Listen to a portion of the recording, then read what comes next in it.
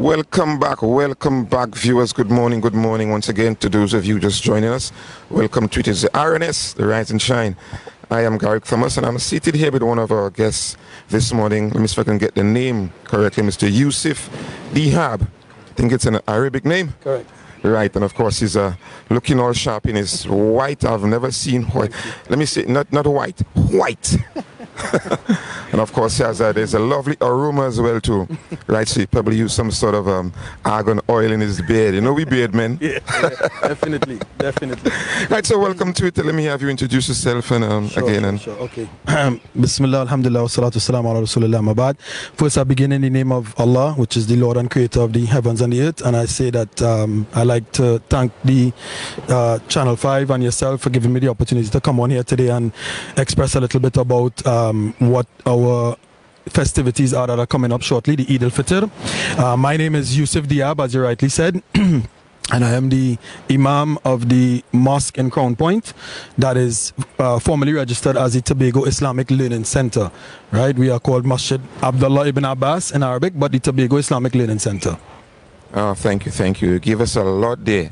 Right. How do you guys do it in terms of you are in the minority, should I say, in Tobago, right? If one is to join your organization, can I say organization, is that the correct term?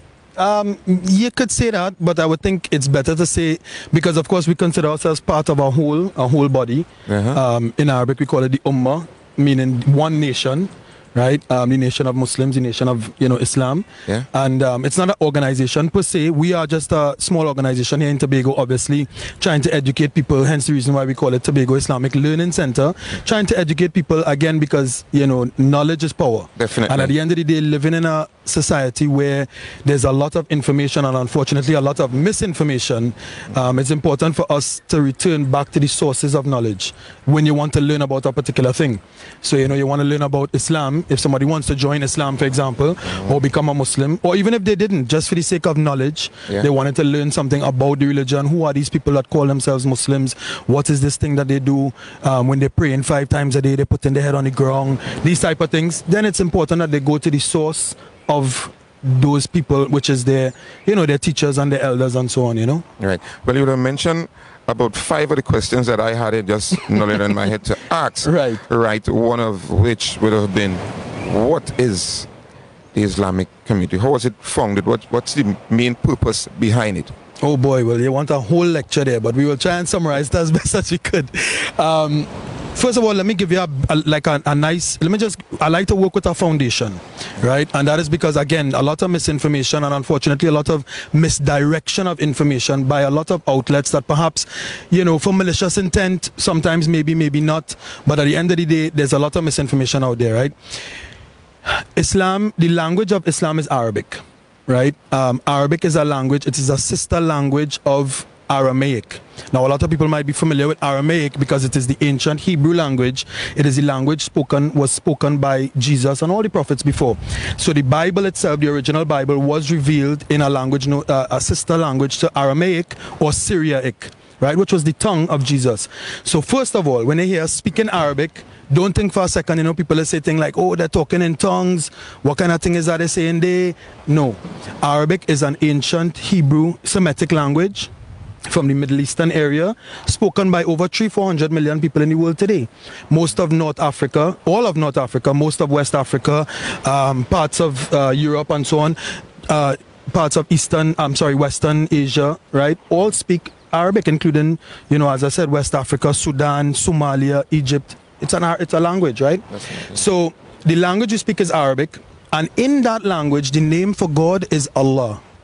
Right? We all probably at some point in time heard the term Allah, but unfortunately a lot of people feel, well, who is this Allah? Is it some strange God? Is it? No. Allah is actually closest to the Hebrew word for God, which is El-Ilah, right? The ancient Hebrew. So Jesus himself would have historically called God El-Ilah, or in the plural they would say Elohim, right? Which is what is known in linguistics as the royal we. So sometimes you hear in the Quran, especially our book, you would hear Allah referring to himself as we, in the plural. It's the same as in the Hebrew when they say Elohim, the plural. So El-Ilah in Arabic, Allah. right? So for example, many denominations of Christianity, right? Many denominations of Christianity, if you saw their version of the group in the Middle East, for example, and you ask them, how do they say God? They will say Allah. Because their language is Arabic, their tongue. So if you meet a Seventh-day Adventist or a Protestant, or that is an Arab, per se, or from one of those countries I mentioned, and their mother tongue is Arabic, they will say Allah. So it's my first misconception I like to clarify is, don't be intimidated by the word Allah. Allah is in fact the proper name for God, and it's actually closer to the name for God. That is the first foundation, which is spoken by the ancients, right? So this is what we call God, Allah.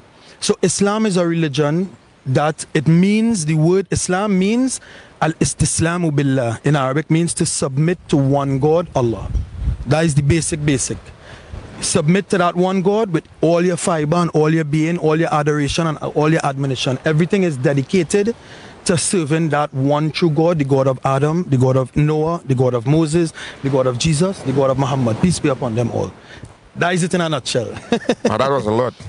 That was a lot. And viewers, as we aim to educate, inform, right, that was a lot to take in. I myself was sitting here and I was like, whoa, this gentleman is well informed, right? Try my best. I'll try my best.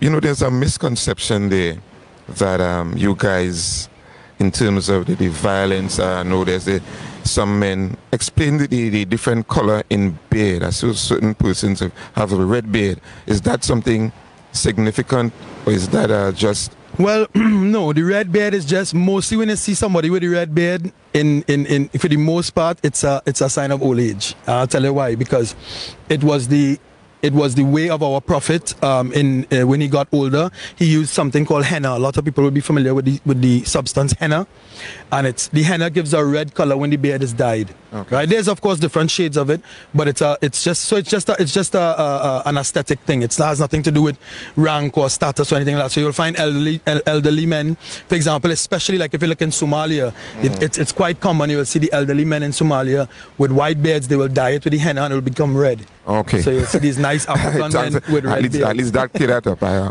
thought it was style. Nah, well, it's a kind of style in a way, yeah, but...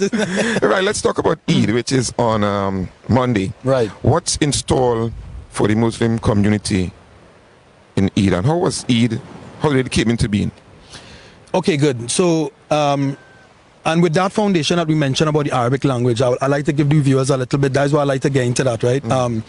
Eid now is at the end of a culmination of 30 days of fasting. Right now, the month of Ramadan, which started approximately a month ago, in a few days, now we work off of the lunar calendar. So every new moon is a new month, right? And again, this does not mean that we worship the moon. A lot of people feel, oh, let us worship a moon god. We clarified that already. Allah is the God of Moses, Jacob, Abraham, all the prophets and messengers, right? We do not worship any moon god, but we follow the most accurate calendar, which is the lunar calendar. So the new moon, so it's not like in the Gregorian calendar, for example, that we use here in the West. In the Western countries, you have 30 days or 31 days or 30 days in September, half September. You know the old rhyme, right? Yes, definitely. No, it doesn't work like that with us because every year it might be slightly different. Every new moon is a new month. So when the new moon comes, we started fasting. It started the month of Ramadan. When we see the new moon again, we will end, right? Now, fasting is important for us to understand the concept of fasting in Islam because it's quite different to other faiths, right? Allah tells us in the Quran, in Arabic, He says, Ya ayyuhalladhina amanu kutiba alaykumus siyam kama kutiba ala alladhina min qablikum la'allakum tattaqun. That means, O you who believe, fasting has been prescribed on you as it was prescribed to those before you, meaning who? The Jews and the Christians. Ahl al-Kitab, we call them the people of the book. So it was prescribed on you as it was prescribed to those before you so that you can achieve taqwa. What is this thing called taqwa? This is the objective of fasting. Taqwa is, you could loosely chant. Now, a word in Arabic is difficult to put one word meaning. So if we was to give it one word meaning, we could say it's piety or God consciousness, a fear of God. That everything you do, right, you do it knowing that you have to answer to our Lord and Creator for it. Okay. So no matter what you do, every good that you do, every evil that you do, you will stand in front of God one day on the day of judgment and you'll give account for it. So with that consciousness now, you know whether you're in secret or you're in public, private or whatever, you know, whatever you do, you're going to answer to that God. That is the goal of that fasting. And it's important, sorry, not before you interject, it's important to understand that the fasting of the people before and our fasting is different in the sense that we can't look at fasting as a type of penance. It's not a penance. When we withhold from food and drink, we also withhold from any kind of sexual relations with our legal husband or wife, right? It's not a form of punishment. It's not a way to, you know, to punish the individual. Rather, it's a thing that is enjoyed by the Muslim. It is a thing that gives us, even though it gives us hunger physically, it gives us satiation and satisfies our soul spiritually. We love it. In fact, some of our pious predecessors in the past used to say 6 months before Ramadan, they were praying to reach Ramadan just because of the spirituality that is gained from that fasting, getting closer to the Creator through that abstaining from the worldly affairs during the daylight hours, you know. Oh, that's a lot. So I haven't actually gotten to your question about the Eid. What is planned for the Eid? So the Eid now, right now, Eid al-Fitr, there are two Eids. There are Eid al-Fitr and Eid al-Adha, right? Eid al-Fitr, which is the one coming up here now in a few days, in Monday or Tuesday, depending on the sighting of the moon. Eid al-Fitr, Eid means festival, literally, right? Fitr comes from the Arabic word futur, which means to open or opening. So it is the festival of opening. It means opening of the fasts, right?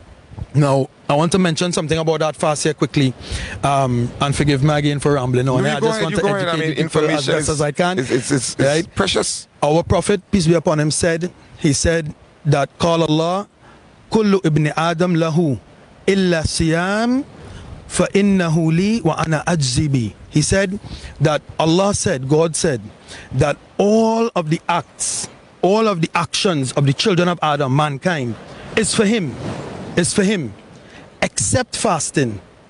That is for me, meaning Allah, that is for me, and I will reward him for that. Why? Because if you look at all the other actions that a man could do to worship his Creator, from especially like when we talk about Islam, prayer, there's a very important principle in Islam that is called ikhlas, sincerity. Everything we do it sincerely for the Lord and Creator, right? If I fast in if I'm praying, if you see me praying here now, that prayer, I could be doing it to show off. I could be doing it for people to say, hey boy, look how he's such a pious brother, look how he's praying. Or if I give in charity, I could give it and let people see me giving charity. So I could say, well, look how he's such a generous man. Look, wow, look how good he's such a good human being. But fasting, if I stand up here and I want to tell you I fasting, you could prove I fasting? No. You can't prove I fasting. So that is for Allah alone. I can't show off that to nobody else. You understand?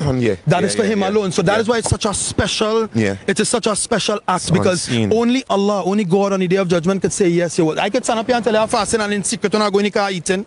You will never know. Definitely. Right? So that is where that sincerity comes in. So when Eid comes now, the Prophet continued in that narration. He said there are two moments of joy for the fasting person. When he breaks his fast every evening at sunset, because we fast from dawn to sunset, no eating, drinking, no water, nothing, right? So at the time of breaking fast and on the Day of Judgment when he stands in front of his Lord and Allah says, you were fasting, so I'm going to reward you now for that.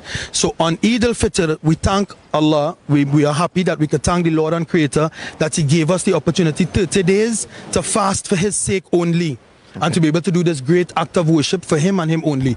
So we will partake in festivities, we will, exchange gifts, we will have good, clean, wholesome fun on the day, right? Nice, clean, family-oriented fun without intoxicants, without, vulgarity, without any, just a nice, clean, and these are the values of Islam, right? Bringing back those ancient values that are clean, wholesome, family-oriented, as we say, halal fun. Definitely. Right? And is there any particular activities carded for Monday for the Tobago branch in terms of the branch in Lowlands? No, Crown Point. Crown Point? Yeah.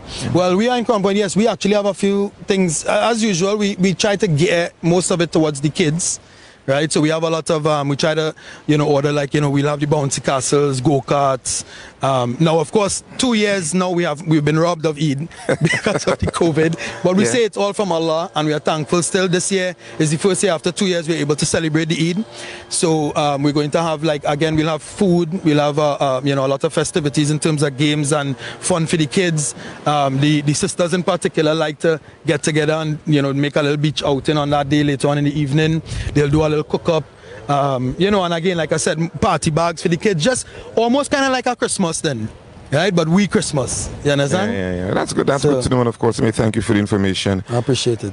All right, and we look forward. And Monday is supposed to be a fantastic day. Yeah, and I sorry for bombarding you with so much information. No, trust me, it's fantastic. We aim here is to educate and inform. That's good. Excellent. And even inspire. Yes. Right. So we're thankful for the information. And I'm thankful for the opportunity. Thanks so much. We're going to take it to Mojay as Mojay has some information for us.